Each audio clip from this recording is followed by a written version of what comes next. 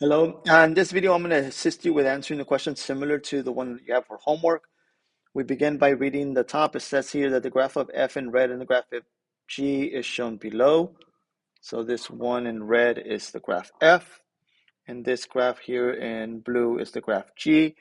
And our objective is to write the equation of g in terms of f. So g of x is the transformation of f, and we want to write again the equation of g in terms of f, which means that we want to write an equation in this notation.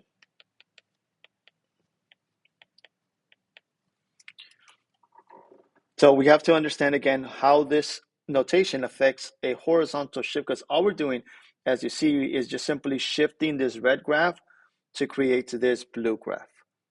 So how are the graphs moving and translating from these positions to the blue one, from the red to the blue?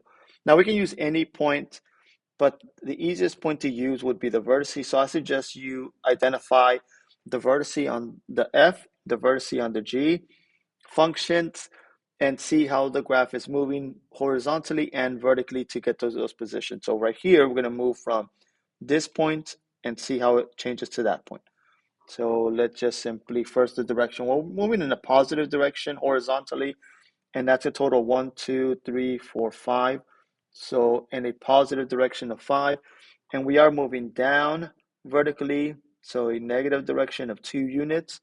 So the value of h and k in this notation is positive 5 and negative 2. So the formula or the equation for g of x in terms of f is that g equals to the function f, where f has been shifted 5 units to the right, so x minus 5, and 2 units down, minus 2.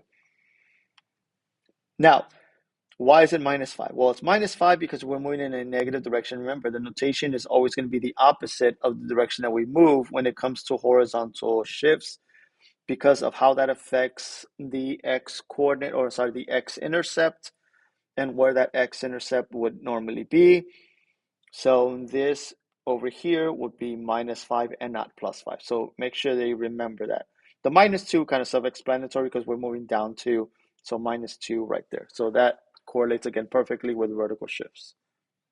Well, I do appreciate you watching, and well, that's it. Again, there's your answer there. I do appreciate you watching, and I hope again this video was helpful. Goodbye.